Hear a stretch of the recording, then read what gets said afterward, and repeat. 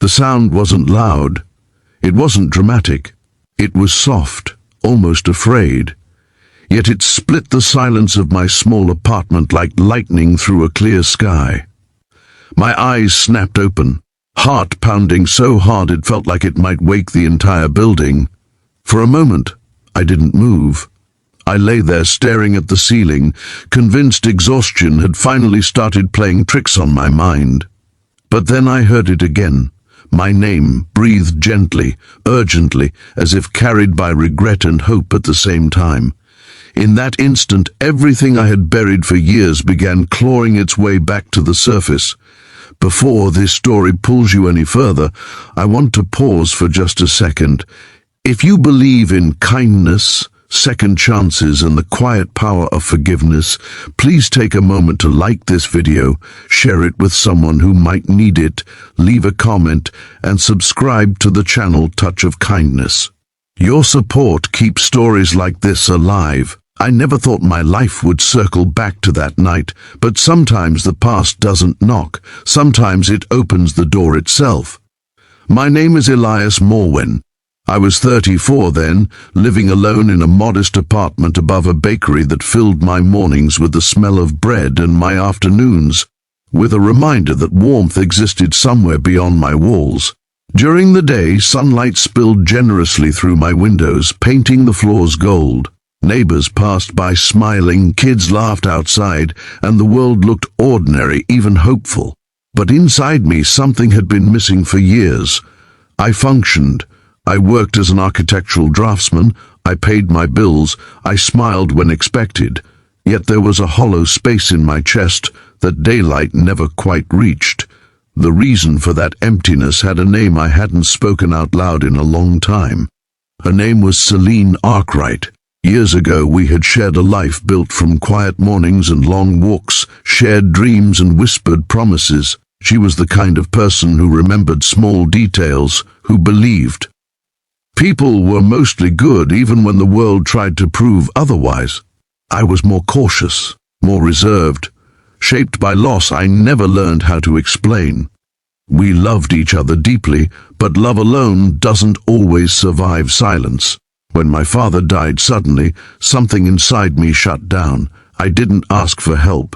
I didn't lean on her. I retreated, convinced that pain was something to endure alone. Selene tried to reach me. I know she did. She tried with patience, with tears, with hope, and I failed her by building walls instead of bridges. The day she left, the sun was bright, the kind of day that mocked heartbreak by pretending nothing was wrong. She didn't scream. She didn't accuse.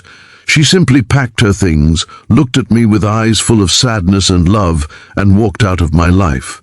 I let her go because I didn't know how to stop her without admitting I was broken.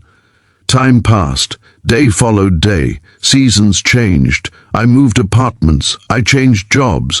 But no matter how much daylight filled my rooms, there was always a shadow where Selene used to be. That night, the one that began past midnight, had been unremarkable.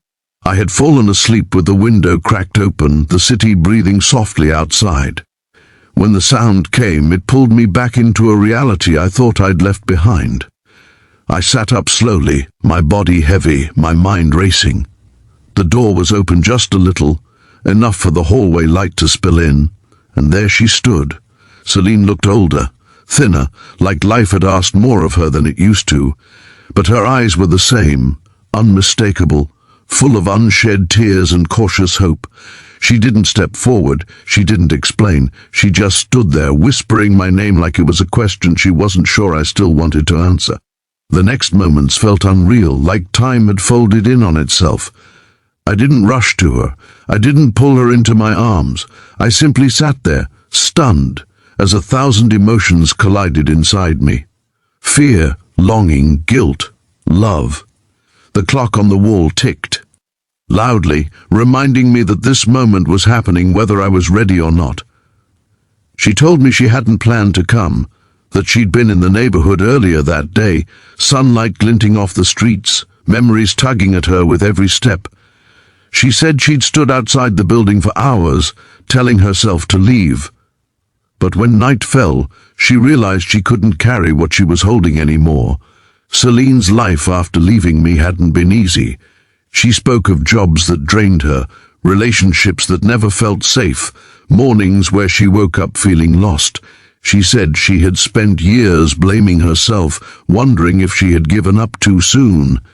And then, quietly, she admitted something that shook me to my core. She said she had never stopped loving me, but she had finally learned to love herself enough to face the past. As dawn crept closer, the darkness softened. We sat across from each other as the first hints of morning light slipped into the room. The city woke up outside, unaware that two broken people were slowly stitching themselves back together. She told me she wasn't there to demand anything. She didn't want promises or guarantees. She just wanted honesty, even if it hurt. That was the hardest part. Facing myself in the clear light of day. I told her about my father, about how his death had hollowed me out, how I had been terrified of leaning on her because I was afraid she'd see how weak I felt. I told her I thought love meant protecting the other person from your darkness, not realizing that shutting her out had hurt her more than my pain ever could. The sun rose fully then, filling the room with warmth. Daylight revealed lines on our faces, evidence of years lived apart. It also revealed something else, acceptance, not forgiveness yet, not reconciliation, but the possibility of understanding. Selene listened without interrupting, tears slipping down her cheeks as I finally gave voice to everything I had buried. When she stood to leave, it felt like history threatening to repeat itself. But this time, something was different. I wasn't frozen. I wasn't silent. I told her I didn't know what the future held, but I knew I didn't want to keep running from the truth. I told her I was willing to try, not to return to what we were, but to discover what we could become with honesty and daylight instead of shadows. She smiled then, a small, fragile smile, and nodded. She said that was all she needed to hear. Not a promise of forever, but proof that I had finally opened the door from the inside. In the weeks that followed, our lives began to overlap again, cautiously, intentionally. We met during the day, walking through parks, sitting in cafes where sunlight streamed through wide windows. We talked about everything we had avoided before, fears, boundaries, hopes. Some days were heavy, others felt light in ways I hadn't experienced in years. Healing wasn't fast or neat, but it was real. I learned that second chances aren't about erasing the past. They're about acknowledging it and choosing to move forward anyway. Selene didn't save me, I didn't save her. We simply stopped hiding from ourselves and allowed kindness to lead where fear once ruled. Now, when I wake up in the morning and sunlight fills my apartment, it feels different. Warmer, fuller. The emptiness hasn't vanished entirely, but it no longer controls me. It reminds me of how far I've come and how easily everything could have stayed broken if I had kept the door closed. If this story touched your heart even a little, please take a moment to like this video, share it with someone who believes in healing, and subscribe to Touch of Kindness. Your engagement helps these stories reach the people who need them most. And before this story ends, I have one small special request. Please comment below with the word hope if you believe people can change, heal, and find their way back to kindness, even after years of silence. Because sometimes it's past midnight when the door opens.